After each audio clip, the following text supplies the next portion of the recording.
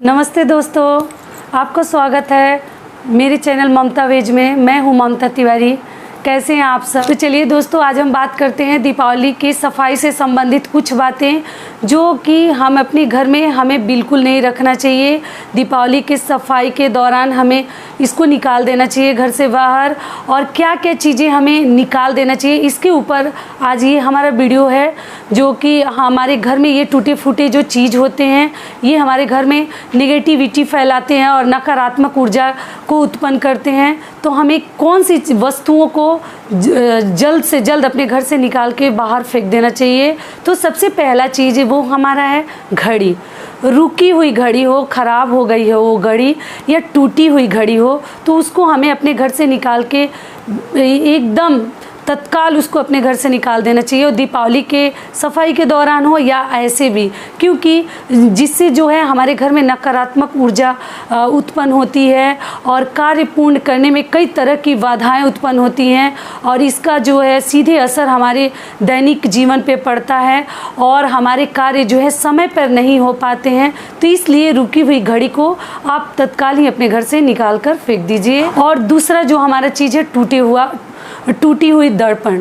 टूटी हुई दर्पण में कभी भी सुहागिन औरतों को तो अपना चेहरा भी नहीं देखना चाहिए और किसी को नहीं देखना चाहिए, जिससे हमारी आयु क्षीण होती है। तो हमें कभी भी टूटे हुए दर्पण का इस्तेमाल नहीं करना चाहिए। उसको जल्द से जल्द अपने घर से सफाई के दौरान उसको निकाल दीजिए। और हमारा तीसरा चीज़ क्या है? तीसरा चीज़ है टूटे हुए फर्नीचर। कोई भी चीज़ हो, कुर्सी, टेबल, आपके जो बेड है या सोफ़ा है, कोई भी चीज़ अगर टूटे फूटे हैं या तो वो महंगे हैं तो आप उसको रिपेयर करवा लीजिए। अगर फेंकने के लायक हो गए हैं तो आप उसको तत्काल इमीडिएटली उसको फेंक दीजिए। और हमारा जो है चौथा चीज़ है टूटे हुए फ्रेम। अगर हम अपने घर में कोई भी फ़ोटो लगाते हैं जो फ्रेमिंग किया हुआ है और उसके कांच टूटे हुए हैं या उसका फ्रेम टूटा हुआ है, तो उसको तत्काल अपने घर से निकाल के हटा दीजिए, क्योंकि उससे भी नकारात्मक जो ऊर्जा है हमारे घर में चारों तरफ फैलते रहती है और उससे भी हमारा दैनिक जीवन बहुत ज़्यादा प्रभावित होता है। तो तुरंत अपने बेडरूम से, अपने पूजा रूम से या कहीं भी आप लगाए हैं, अगर वो ख़राब है तब तो उसको आप रिपेयर हो सकता है तो करवा दीजिए, ठीक करवा लीजिए। अगर नहीं हो सकता तो तुरंत अपने घर से निकाल के फेंक दीजिए। और चौथा चीज़ है टूटे हुए चप्पल, खिलौने बच्चों के, टूटे हुए जैसे फटे पुराने चादर, इन सभी चीज़ों को भी आप अपने घर से निकाल के बिल्कुल हटा दीजिए।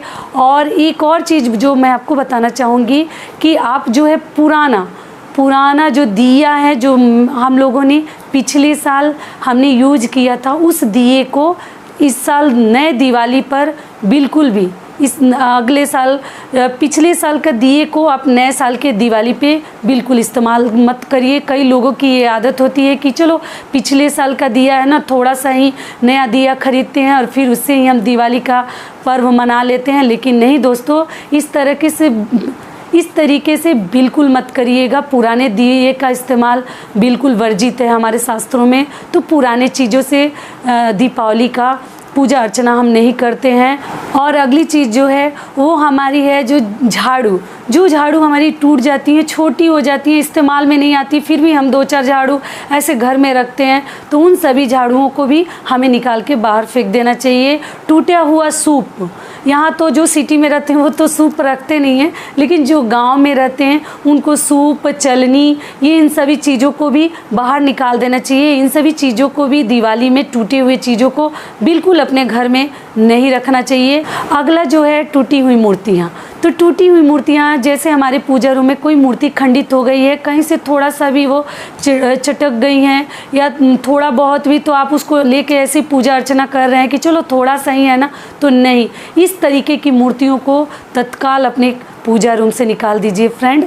और इन सभी चीज़ों के साथ ही हमारी लक्ष्मी माता जो है सदैव हमारे ऊपर उनकी कृपा बनी रहती। और जो हमारा पूजा रूम है, वास्तुशास्त्र के अनुसार अगर जिसके घर बन गए हैं तब तो कोई प्रॉब्लम नहीं है, और जिसके बन रहे हैं तो हमारा जो पूजा रूम होना चाहिए उत्तर और पूर्व के कोण पे होना चाहिए। ज़रूर हमें कमेंट बॉक्स में लिख के बताइएगा कि आपने अपनी दिवाली की सफाई किस तरीके से की, और जो ही चीज़ मैंने बताया उस पर थोड़ा सा गौर कीजिएगा, और ये आपके हित के लिए बहुत अच्छा है।